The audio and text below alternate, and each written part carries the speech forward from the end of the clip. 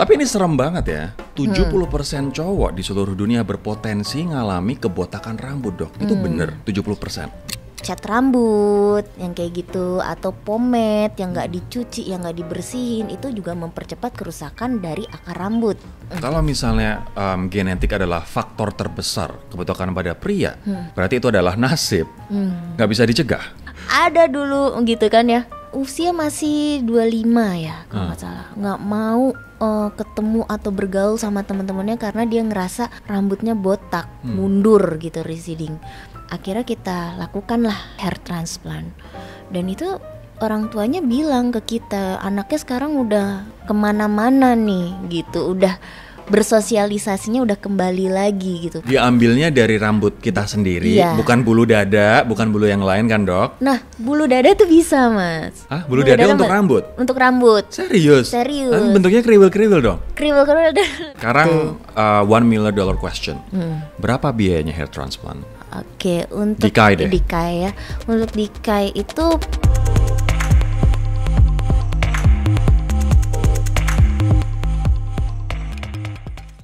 Satu dari 70% cowok di dunia berpotensi mengalami kebotakan rambut. Dan bahkan 25% cowok berpotensi mengalami kerontokan rambut parah sebelum usia 21. Sementara buat cewek, 40-50% bakal mengalami kerontokan rambut parah sebelum usia menopause. Gimana caranya mencegah kebotakan rambut? Dan kalaupun udah terjadi, gimana cara ngatasinya?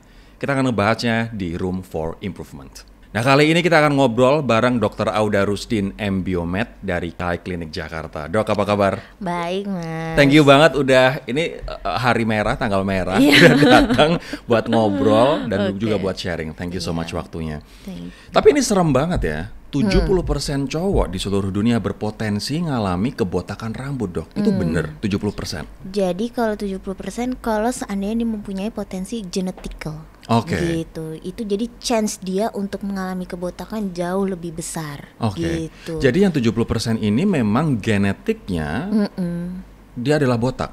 Genetiknya sudah mempunyai genetik botak. Berarti orang yang botak rambut itu sebagian besar dipengaruhi oleh genetik. Iya, lebih banyak genetik. Yang sekarang ini lebih banyak sih disebabin oleh genetik ya, dan Oke. faktor hormonal terutama. Kasihan banget, Dok, nasibnya, Dok.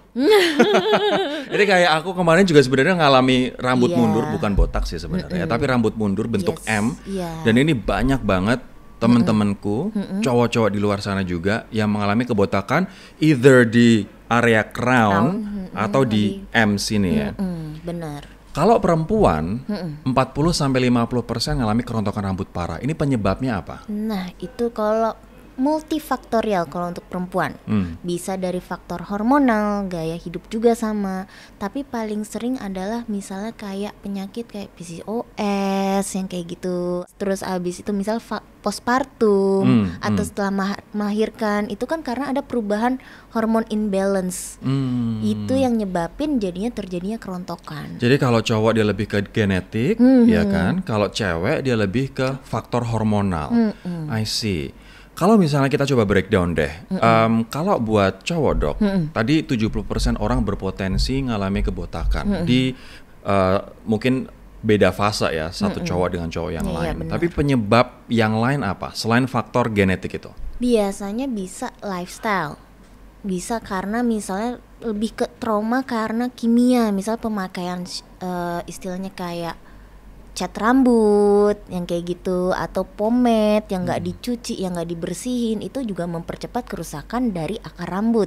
Oke, jadi penggunaan styling paste, misalnya styling produk itu juga ngefek juga. Ngefek. Jadi baiknya tuh kalau make jangan, kadang kan suka males tuh, Mas, habis make terus udah seharian sampai malam baru besok keramas. Nah, itu jangan. Jangan dibawa tidur ya. Jangan dibawa tidur. Jadi tetap harus dibersihin sebelum kita tidur. Palingan minimal maksimal tuh 4 jam lah untuk pemakaian untuk hair paste yang kayak gitu-gitu. Ini buat cowok-cowok, pemakaian hair styling produk maksimal 4 jam dan jangan dibawa buat tidur ya.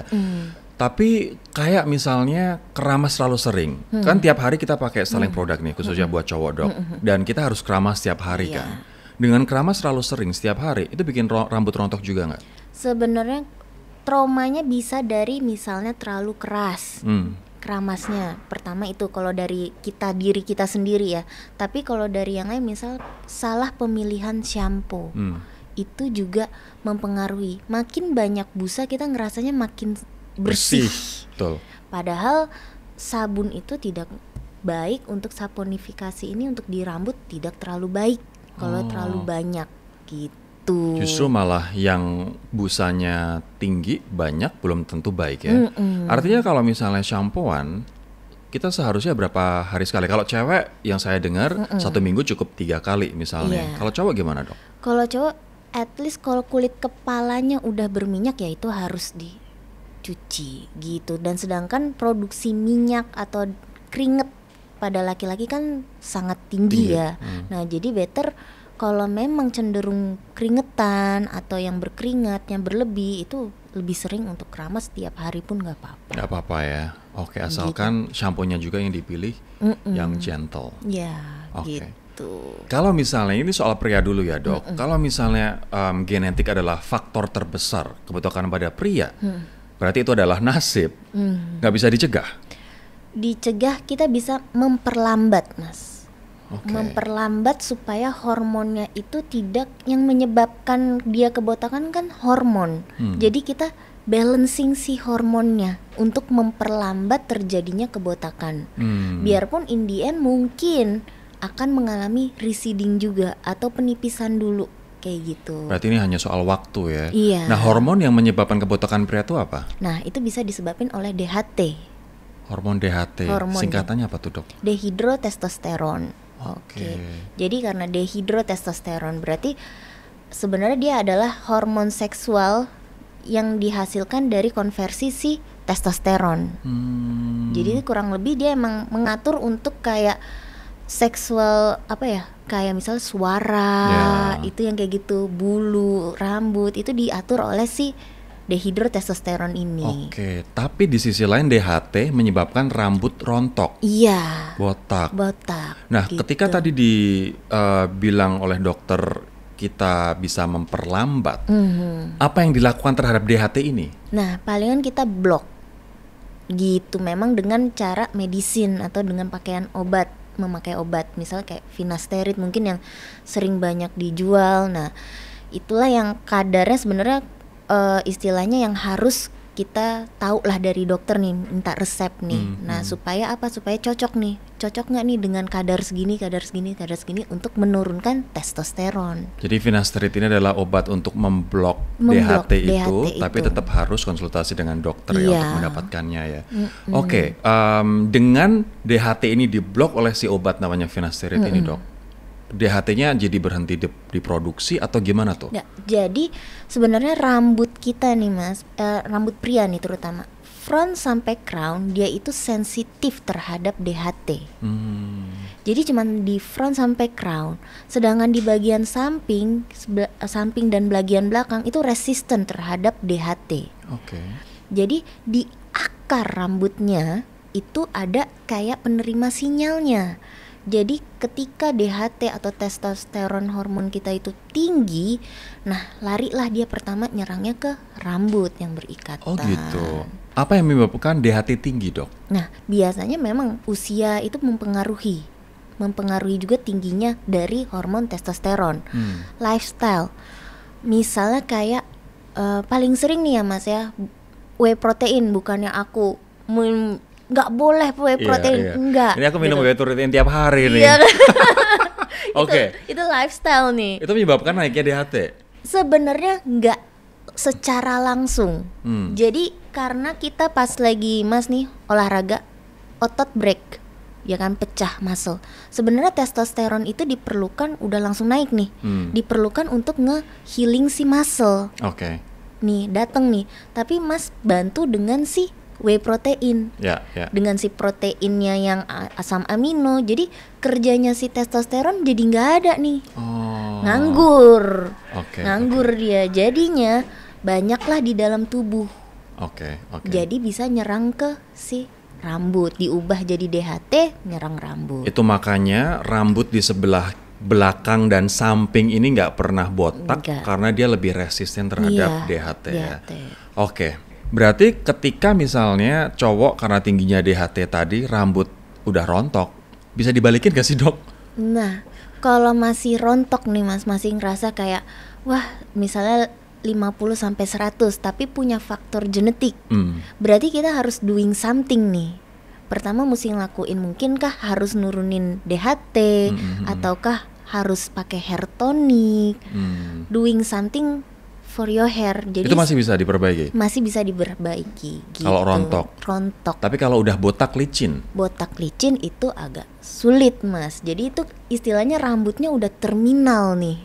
Udah hampir mau mati. Karena DHT itu kan membuat si rambut itu jadi menipis dulu pertama.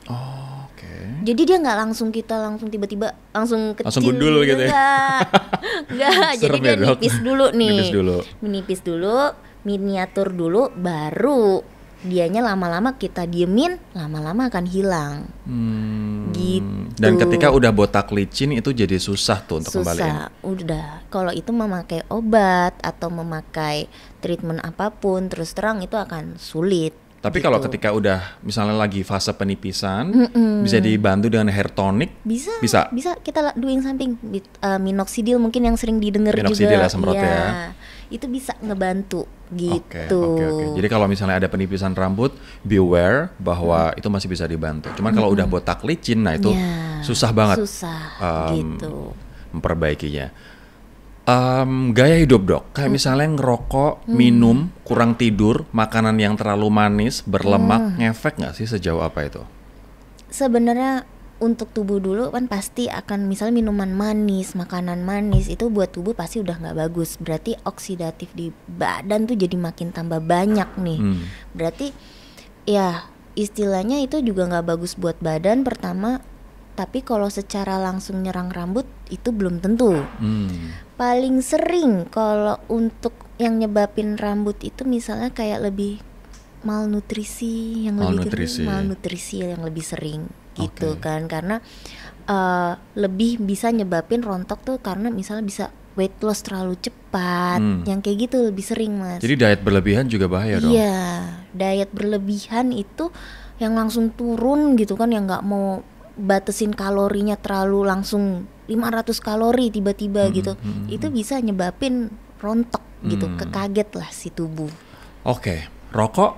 Alkohol? Ya tentu itu bisa nyebabin salah satu lifestyle yang bisa mempercepat terjadinya kebotakan. Mau nggak mau kan oksidan di dalam tubuh banyak, kortisol bisa naik, nyerangnya bisa langsung ke rambut. Kalau tadi dikatakan cowok mungkin untuk mencegah ya bisanya adalah memperlambat, ya kan? Dikarenakan soal hormonal, DHT tadi. Iya. Bagaimana dengan cewek Dok? Bisa dicegah nggak kerontokan rambut, kebotakan pada cewek? Nah, kebotakan pada cewek pertama kan multifaktorial.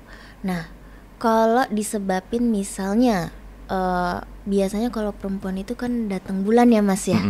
Nah, datang bulan tuh biasanya iron deficiency. Nah, itu juga bisa nyebabin kerontokan rambut. Berarti yang harus kita selesaiin sih iron defisiensinya. Gitu. Banyak kalau untuk perempuan tuh banyak multifaktorial. Makanya jadi kita kayak pertama mungkin hormon imbalance itu yang kita selesaikan dulu, baru kita selesaiin ke si rambut. Tapi nggak separah cowok ya, maksudnya cewek masih bisa diperbaiki kan Dok? Iya. Wah beruntunglah Anda para perempuan ya. Kalau cowok nih kayaknya udah nasib kita untuk mengalami kebotakan rambut, kita hanya bisa menekan hormonnya. Iya. Dok, tadi dokter sempat nyebutin obat namanya finasteride yang diminum, dan obat semprot namanya minoxidil. Pros and cons-nya apa Dok? Pro-nya pertama untuk finasteride dan minoxidil itu merupakan lini pertama untuk medisin ya, untuk mencegah atau memperlambat terjadinya kebotakan. Itu emang yang FDA approve lah. Oh, I see. Gitu. Jadi emang udah yang paling benar memang obatnya itu. Nah, pertama minoxidil, dia itu sebenarnya bekerjanya itu untuk membuka di kulit kita ini kan ada peredaran darah Mas. Jadi si minoxidil ini dia itu ngebuka nih, jadi membesarkan si saluran darah nih di kulit kita. Jadi nutrisi tuh kayak oksigen, nutrisi makanan, semua vitamin itu bisa masuk ke si folikel rambut. I see. Gitu. Sedangkan finasteride itu bekerjanya di akar rambut itu ada sih DHT. DHT, penerima sinyal DHT, dia blok itu semua. I see. Oke. Jadi emang harus bersinergi, sinergi lah. Dari luar ada, dari dalam ada ya, Iya. Dok ya. Oke. Sebenarnya pronya itu memang untuk memperlambat terjadinya kebotakan. Bagaimana dengan konsekuensinya ke organ lain, misalnya ke ginjal, ke hati? Bahaya nggak Nah. finasterid ini? Finasterid ini sebenarnya yang kita kasih kan juga mungkin disesuaikan ya, makanya jangan beli sembarangan karena harus disesuaikan atau ditakar oleh dokter lah gitu Oke. ya. Nah, finasterid ini sebenarnya itu lebih ke karena dia menekan hormon seksual, berarti otomatis kadang ada orang mungkin 1% itu yang mengalami istilahnya, mohon maaf, kayak misalnya libido menurun di Oke. awal, tapi itu sifatnya tidak permanen. Ya. Balik lagi, mungkin pas lagi misalnya ada pasien minum finasterid, rambutnya tebal, yang dari tipis jadi tebal karena terblok tuh si DHT-nya, tapi mohon maaf, mungkin libidonya tuh menurun. Oke. Tapi kalau seandainya dia stop, libidonya akan kembali. Oh, oke. Tapi rambutnya pun juga akan menipis lagi. Karena DHT-nya Balik gitu. Oke, ini ada penelitian menarik nih, Dok. 70% pria nganggap rambut adalah komponen penting penampilan. Ya kan? Akibat kerontokan, 43% diantaranya ngerasa kehilangan daya tarik, 42% takut jadi benar-benar botak, 37% takut menua, 22% itu mempengaruhi social life mereka, dan 21% bahkan mengalami depresi karena rontok rambut. Dari pengalaman dokter, Iya. apa pasien yang rasain? Pasien-pasien dokter tuh ngerasain apa ketika mereka ngalamin, "Dok, rambutku rontok, aku botak." Apa yang mereka rasain sih, Dok? Sebenarnya lebih nggak pede ya, Mas. Hmm. Lebih banyak tuh aku nemuin pasien aku tuh lebih nggak pede dengan datang kondisinya. Mungkin lebih banyak sekarang pasien yang muda nih. Oh ya? Iya. Usia berapa? Usia 27 sampai 35, Hang on, udah botak? udah mengalami kemunduran lah rambut sampai botak udah. Oh wow. Gitu. Jadi udah dulu kita mungkin mikirnya di 50 tahun ke atas, sekarang tuh udah mulai ke menjangkau ke anak-anak muda nih. Nah, di situ dia di mana dia masih produktif. Nah, itu yang membuat dia jadinya nggak pede kan. Nah, disitulah jadi kita kadang-kadang kalau yang memang sudah licin ya memang ya harus kita bantu lah dengan misalnya transplant untuk mengembalikan, karena dia masih ketemu sama orang. Betul. Masih usia yang produktif sekali, masih ketemu sama orang, masih ada bisnis, klien, bisnis segala macam gitu-gitu ya, jadi sangat mempengaruhi. Dan setelah mereka punya rambut kembali gitu atau rambutnya sehat lagi, itu mereka pun merasakan percaya diri lebih lah. Kembali lagi gitu. Ada dulu gitu kan ya, ada usia masih 25 ya kalau nggak salah, nggak mau ketemu atau bergaul sama teman-temannya karena dia ngerasa rambutnya botak, mundur gitu, receding. Jadinya akhirnya kita lakukan lah gitu hair transplant.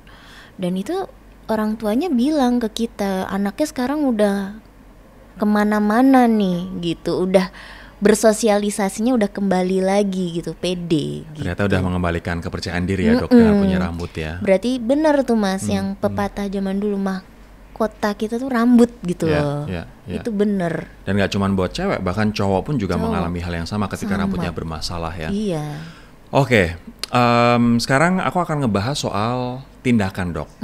Tadi usianya dokter mengatakan 27-35, bahkan ada yang 25 tahun mengalami kebotakan atau kemunduran receding. Nah, tindakan apa yang bisa dilakuin untuk membalikan keadaan? Yang udah licin, botak, apa yang bisa dilakuin? Oke. Kalau masih penipisan, biasanya kita akan melakukan untuk treatment. Kayak dengan obat-obatan, misalnya kayak gitu ya, dibantu lah dengan obat-obatan atau treatment ekstrinsik lah. Misalnya kayak treatment yang mungkin sering denger yang kayak PRP. Kayak gitu ya. Banyak lah sekarang macamnya lah. Nah, terus abis itu kalau udah licin, mau nggak mau kita harus transplant. Kenapa? Karena maupun kita paksa dia untuk treatment, kayak chance-nya untuk dia tumbuh lagi. tebel tuh kayaknya aku kan nggak mau kasih harapan palsu nih. Jadi yang pasti-pasti aja gitu. Berapa persen tuh? Iya, rata-rata sih kalau untuk pasien rata-rata ya kebanyakan ya pasti udah Nggak ada harapan. Berarti ya. memang harus hair transplant ya. Iya. Diambilnya dari rambut kita sendiri, Iya. bukan bulu dada, bukan bulu yang lain kan dok? Nah, bulu dada tuh bisa mas. Hah? Bulu dada untuk rambut? Untuk rambut. Serius? Serius. Tapi bentuknya kriwil-kriwil dong? Kriwil-kriwil dan lebih tipis biasanya Oh, mas. gitu. Teksturnya mau nggak mau lebih tebel rambut. Tapi rata-rata biasanya ngambilnya dari samping dan Donor. belakang dok? Iya, Oh benar. oke. Teman-teman, kalau misalnya kamu memang udah botak polos, coba tengok di kakinya atau di bagian tubuh yang lain, siapa tahu masih ada bulunya, Iya, bisa ditanam ke bisa kepala. ditanam. Gitu. Aku baru tahu ini. Itu. Oke, dok, tolong jelasin ke aku soal hair transplant itu. Gimana prosedurnya? Gimana caranya? Oke, untuk hair transplant itu pertama kita harus pasien biasanya konsultasi kita akan nilai dulu nih kebotakannya dia separah apa, gitu kan ya. Terus yang kita nilai lagi adalah donornya, karena mau nggak mau untuk transplant itu kita membutuhkan donor. Donornya itu dari diri kita sendiri, Rambut kita sendiri. rambut kita sendiri gitu. Apakah cukup untuk mengcover ataukah nggak cukup? Jadi kita jangan sampai kita nih akan menilai nih bagusnya gimana gitu. Tunggu, kalau kasus aku, rambut belakangku diambil waktu itu 2.500 graft, itu sekitar 5.000 helai Iya, rambut. benar. Cukup, Cukup. ya kan? Walaupun belakang ini mungkin ada beberapa Tipis. bagian melakukan penipisan karena Iya, diambil. benar. Nah, gimana kalau orang yang botaknya udah parah di depan atau di bagian crown dan nggak cukup, dok? Nah, biasanya kita akan menjelaskan ke pasien, ini ekspektasinya kayak gimana, gitu. Kalau seandainya ditransplant kita cuma bisa sampai segini nih, gitu. Kita harus, maksudnya fair, harus kasih tahu kalau ditransplant ini tuh hasilnya cuma segini. Apakah bapak mau atau enggak? Balik lagi ke pasiennya. Karena kita pun juga nggak bisa memaksakan yang ada pasien juga kayak dok ambil aja nih semua donor saya nih kan gitu. Pokoknya saya pengen ada rambutnya di depan. Tapi kan jadinya nggak estetik ya. Jadi kita balik lagi semuanya harus seimbang, balance. Kalau tiba-tiba belakangnya kosong terus depannya ada juga nggak bagus kan mas. Gitu ya, botak belakang namanya Botak dok nanti. belakang Ampun jadi aku deh. pindahin botakannya ya kan. Oke, ketika rambut udah ditanam, rambut yang transplant itu bisa rontok lagi nggak? Nah, untuk siklus rambut tetap berjalan, Mas. Siklus rambut itu kan ada fase dia itu anagen yang dimana dia itu akan memanjang, faktor growth gitu ya, proses growth lagi gitu itu tetap terjadi. Shading itu terjadi, tapi dia tumbuh lagi. Karena ingat balik lagi faktor kebotakannya disebabkan oleh hormon DHT. Sedangkan rambut yang kita ambil itu udah nggak terpapar atau resisten terhadap hormon DHT yang kita tanam. Jadi biarpun kita pindahin letak, karena orang suka mikir nih, dok kan dulu di sini letak di sini aku tuh rontok, dokter taruh lagi di sini apakah jadi rontok? Rontoknya siklus rambut, mengikuti siklus rambut, tapi bukan yang mengakibatkan kebotakan. Oh, jadi rambutnya akan stay selamanya, permanen? Iya, gitu. Dan anti DHT, dok? Jadi anti DHT. Oke. Gitu. Ini menarik banget sih. Berarti rambut yang ditanam akan anti DHT dan akan permanen di situ. Tapi kan masih ada existing rambut. Ya kan, misalnya ditanam di sini, existing rambut atau rambut-rambut lama kan di sini. Ini tetap Iya. masih bisa rontok dong yang existing rambut. Masih bisa berjalan. Balik lagi kayak tadi kita di awal bilang, kita itu bukan menstop kebotakan, tapi hanya memperlambat terjadinya kebotakan. Gitu. Nah, oke. Menjadi makin menarik. Berarti kalau misalnya aku bayangin ya nih, teman-teman, di sini ditanam, terus ternyata kita nggak melakukan sesuatu yang lain dan di sininya rontok, bisa dong di sini ada rambut, di sininya botak. Yes, itu yang kita nggak mau. Betul. Betul. Itu kayak zebra. Iya. Jadi Putih hitam, putih hitam. Oke, zebra atau kue lapis sebenarnya. Iya. Nah, untuk mencegah rambut existing biar rontok, minum finasteride tadi. Iya. Pakai dengan minoxidil. Dan minoxidil. Iya. Ada dari dalam yang diminum finasteride dan semprot Gitu. minoxidil. Ada kelompok masyarakat yang nggak boleh hair transplant nggak sih? Untuk yang nggak boleh di hair transplant, misalnya Mas, kalau yang paling gampang misalnya gula yang tidak terkontrol.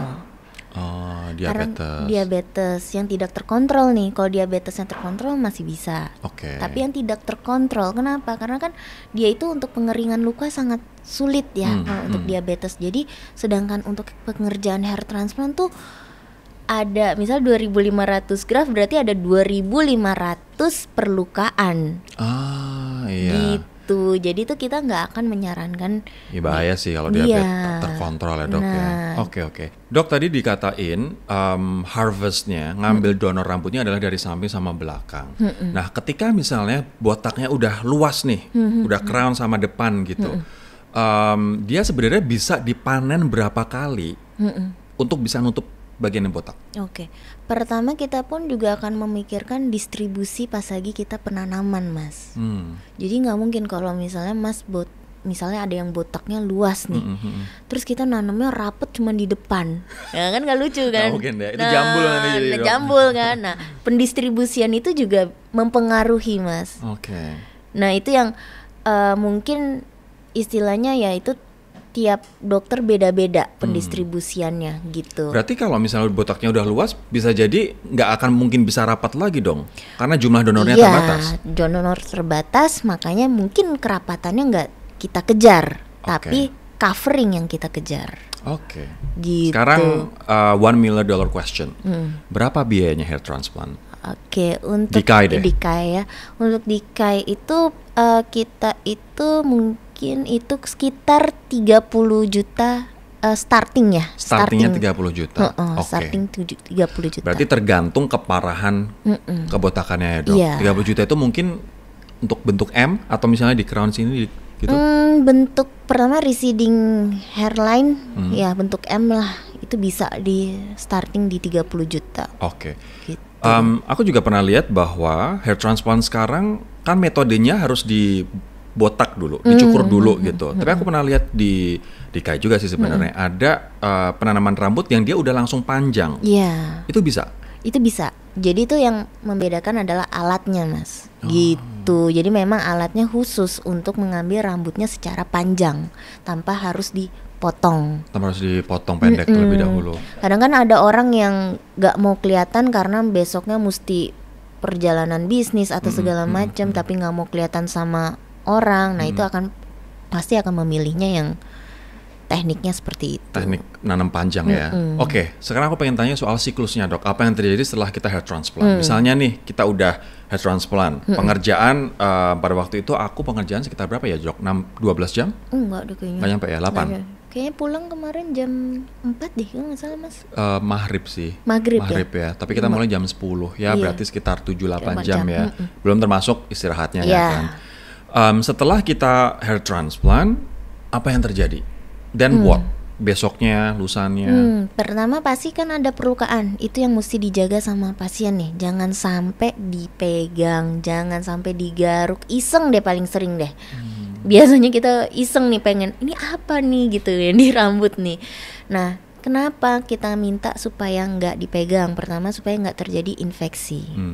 Kedua jangan olahraga dulu selama kurang lebih 1 bulan. Berat, iya.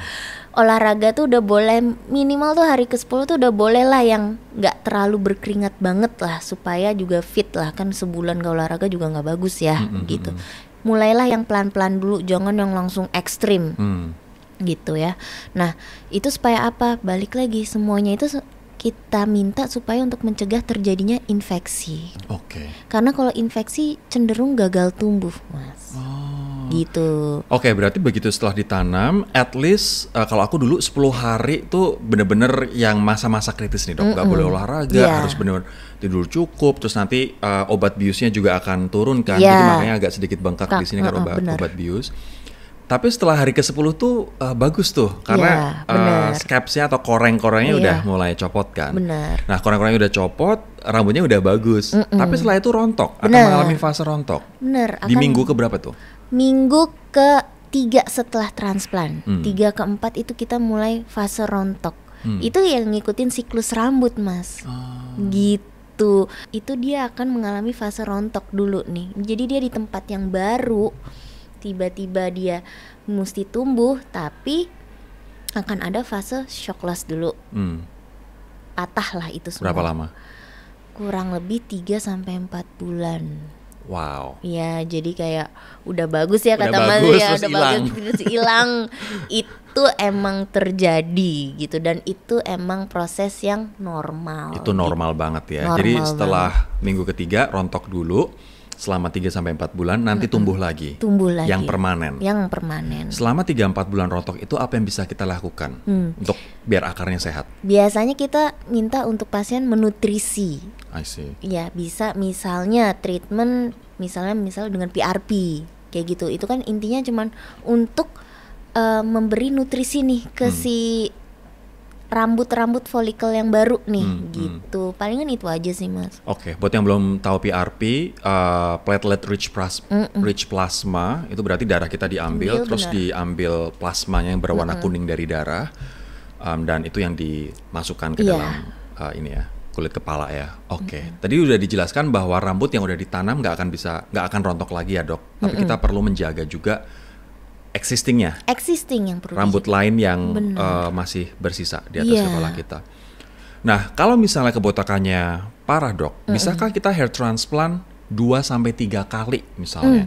Karena aku pernah lihat nih video, dia orang US datang ke Turki, karena area botaknya luas, dia bilang bahwa oke, ini sekali dulu kita tutup bagian depan.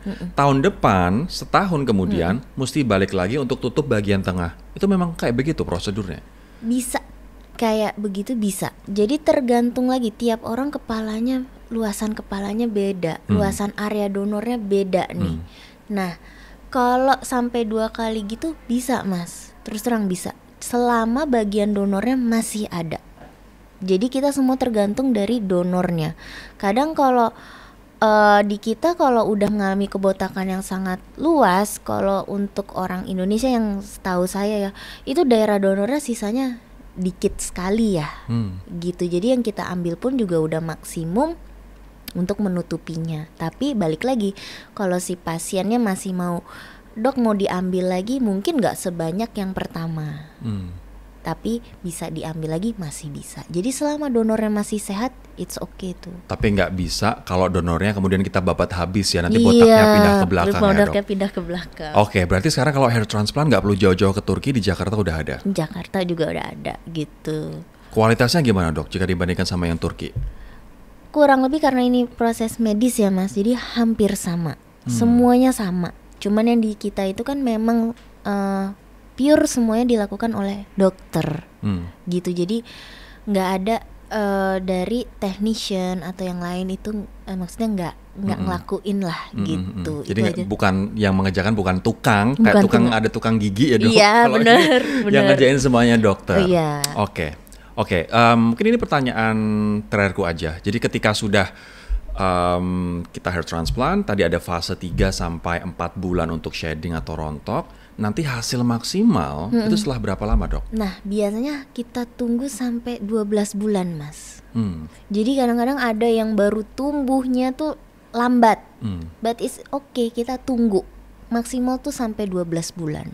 Sampai 12 bulan. Aku bahkan mendapatkan rambut yang setebal ini tuh butuh 1,5 tahun, Dok. Waktu itu 12 bulan udah bagus, tapi terus mungkin karena waktu itu aku nggak minum finasteride ya, dan setelah minum konsumsi finasteride untuk menekan hormon DHT 1,5 tahun jadi hasil maksimal. Jadi memang beda-beda kali ya orang-orang ya, Dok ya. Beda-beda. Oke.